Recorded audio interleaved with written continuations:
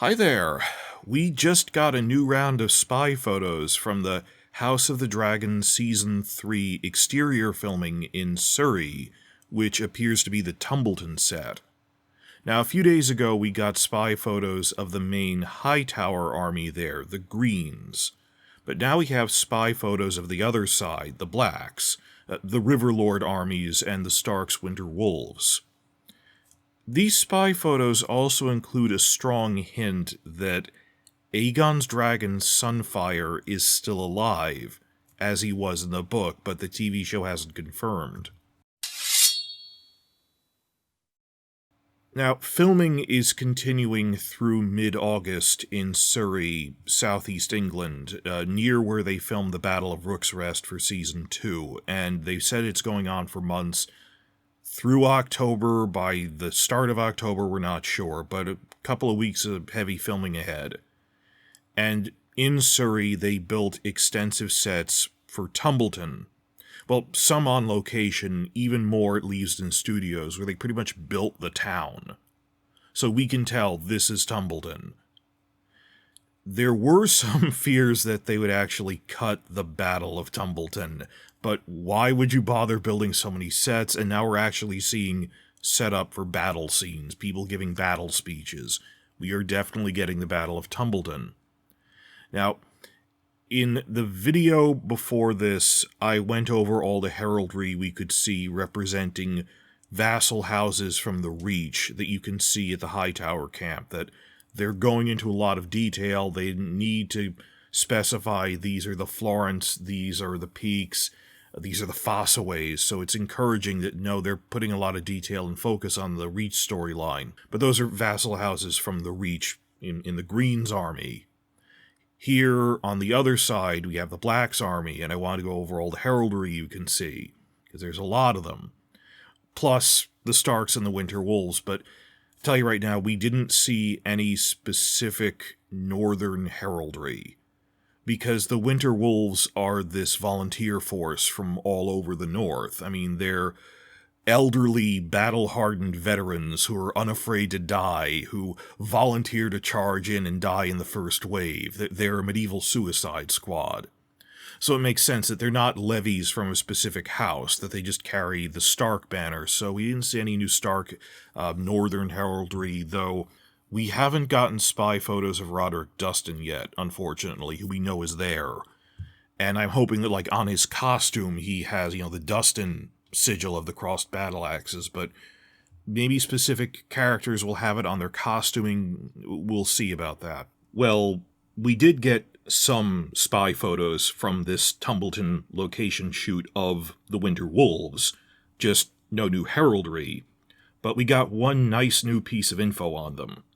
That the set spies said that as a battle cry, when the Winter Wolves charge into battle, they are all howling like real wolves. That there were dozens of stuntmen howling as one, so that even from a distance, because they're across the field, even from a distance, you could clearly hear this howling just echoing off the hills. So that's their battle cry, we howl like wolves. That's going to be awesome. Oh, one other thing to splice in here, though.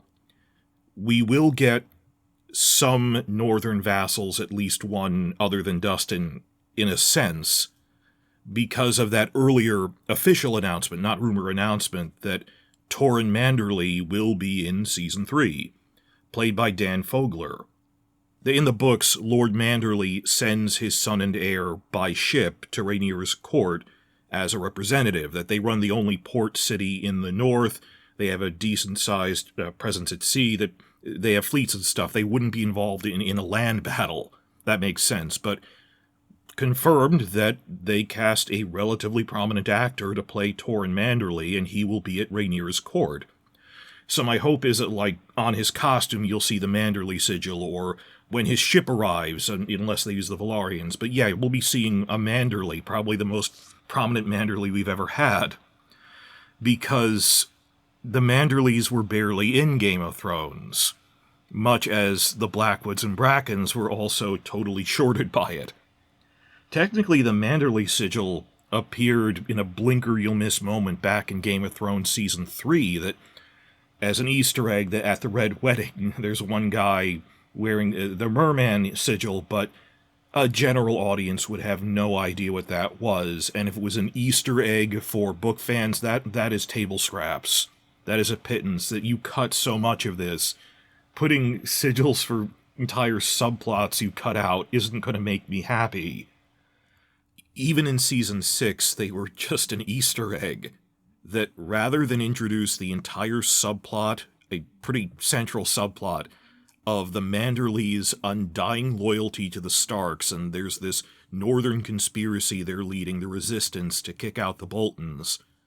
They cut it down to Jon getting a few dozen Mormont soldiers, and not even that, really. The Battle of the Bastards just turned into a duel between Jon and Ramsay.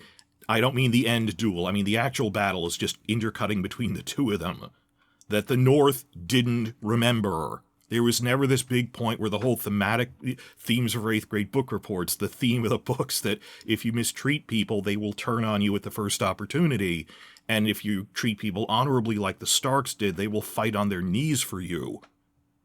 That they threw all that out for empty spectacle, and on top of that, they have like one or two shots of, like in the council scene, there is a Lord Manderly. They rewrote his speech so he's outright apologizing to Jon Snow for how cowardly the Manderlys were, how disloyal the Manderlys were for not joining the Battle of the Bastards. This is the complete opposite of the books. Why do they even put that in? It's an insult. It would have been better just to leave him out. If we can be thankful of one thing, though, I guess, that even the TV version that Benioff and Weiss inserted there, they put such little effort into even introducing or differentiating him that I don't think a general audience walked away from Season 6 even knowing who the Manderlys are. So at least we can say that their reputation wasn't tarnished, because the showrunners put such little effort into even introducing them by name. People don't know who they are.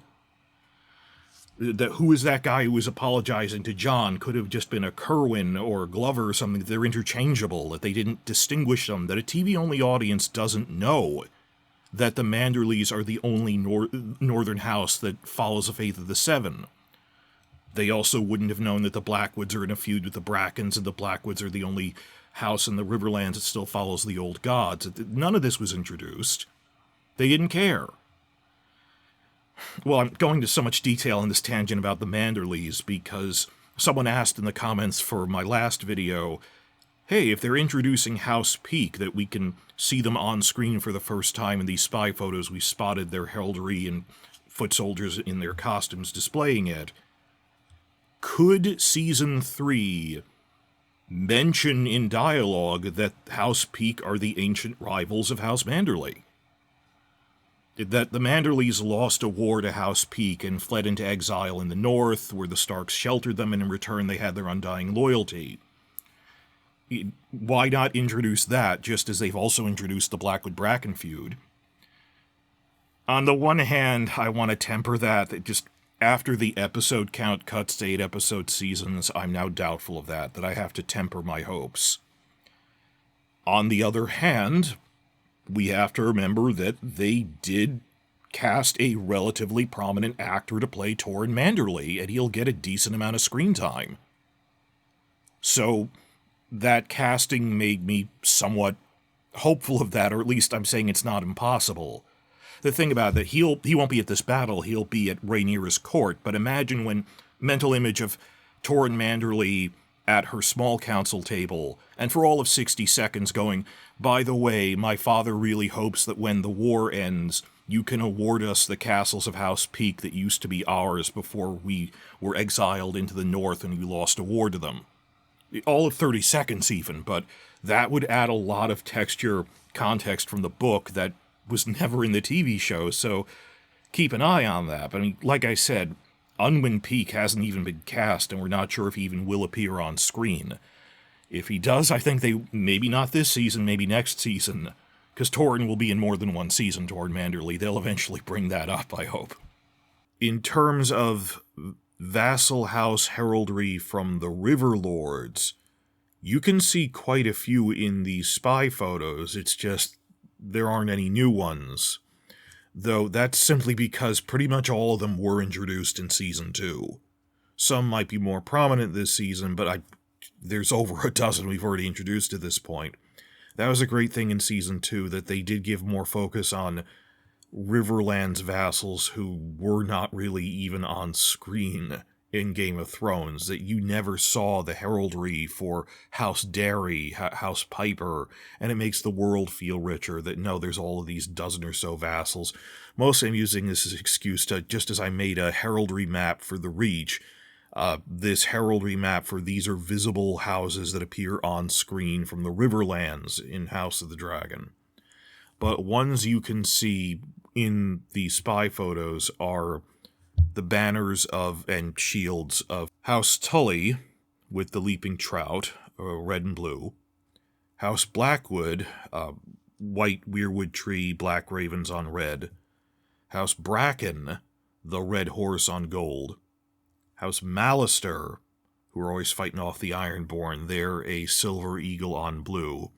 And you have House Frey, also mixed in there, that was harder to see, with the twins over the river. And looking really hard, I could actually see House Derry in this. It took me a minute with the plowman. It's harder, but I'm moving around the spy photos here. And notably, there's a lot of shields for House Vance. The alternating black and white with dragons and gold eyes.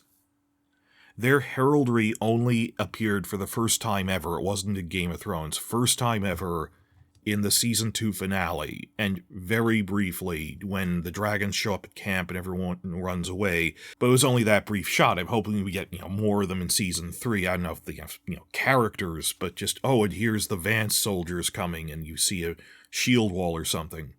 House Vance is well known for their skills at animal breeding and husbandry. But the key point of this video is looking at this list.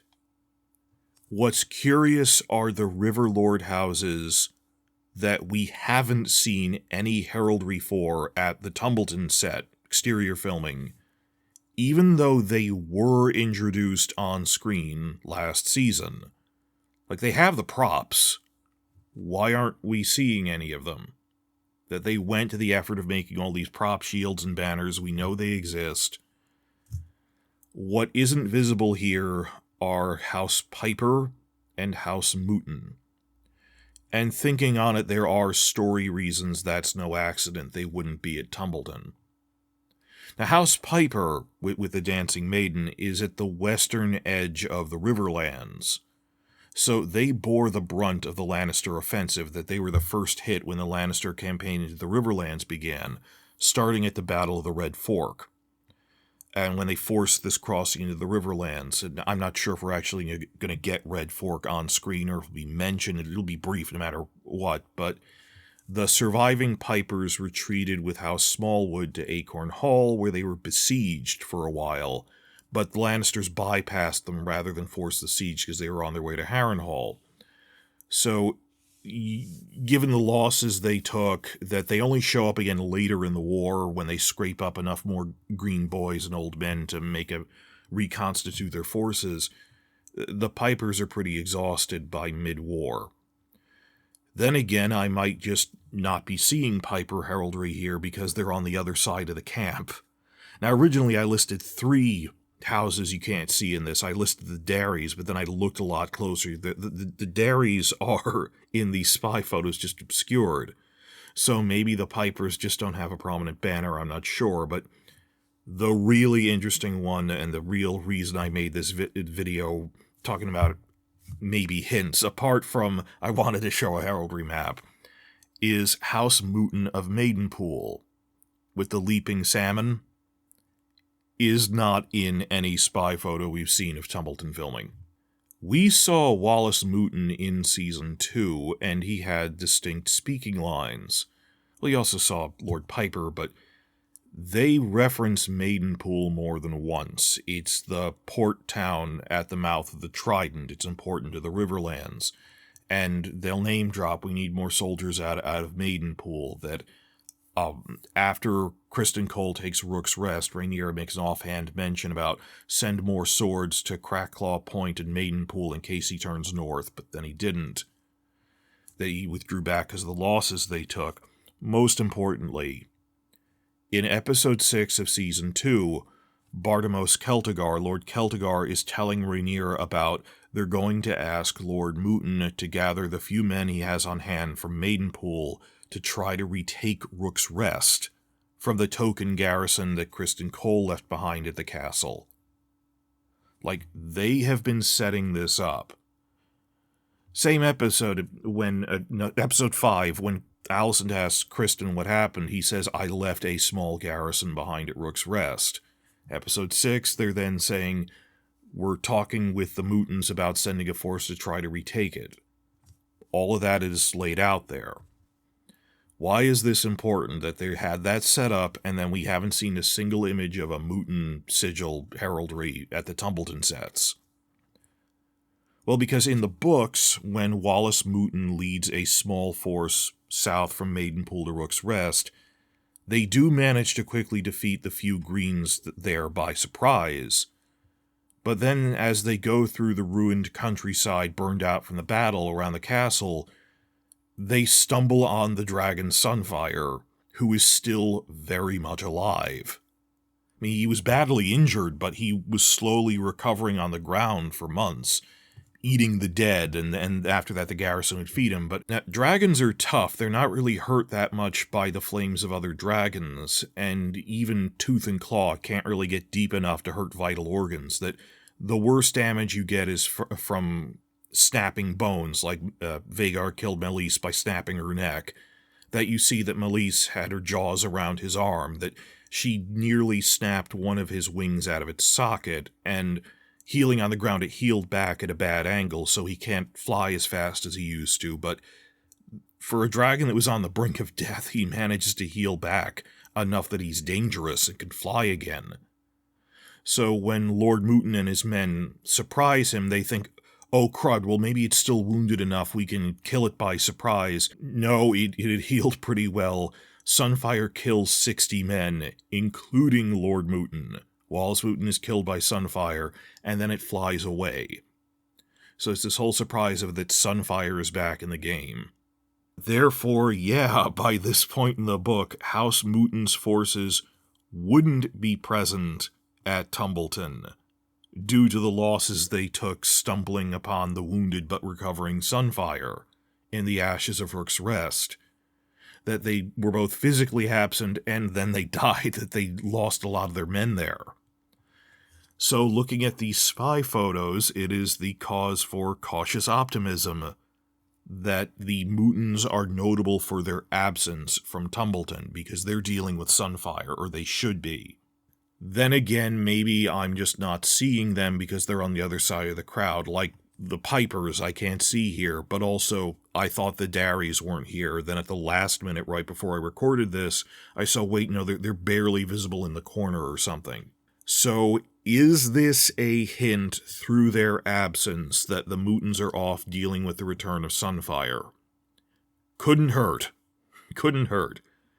But given the amount they said that they're focusing on Aegon's emotional journey in Season 3, that I think that the non-traditionally focused episode that they keep talking about is focused on him, that it's like Avatar's Zuko Alone episode, that it's going to be Aegon in exile dealing with examining himself and the life he's lived so far, and you know, just be this playboy who didn't really wastrel, who didn't do anything with his life, and rededicating himself, and then stumbling on that his dragon Sunfyre is still alive and regaining his purpose.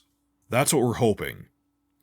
So these are all points in the right direction. They've introduced pretty much most of the major Riverlands houses of note. I mean, there's always that interesting landed knights family here or there that you could add more heraldry for, but they've rounded out most of the big ones from this. I'm also happy with how they've rounded out a lot of the ones from the Reach that we didn't get to see before. And we're starting to get specific leaks from the spy photos about specific characters from the Riverlands that will be introduced in Season 3 that weren't in Season 2. But I will talk about that after the jump in the next video, so please like and subscribe, and I do try to respond to every comment.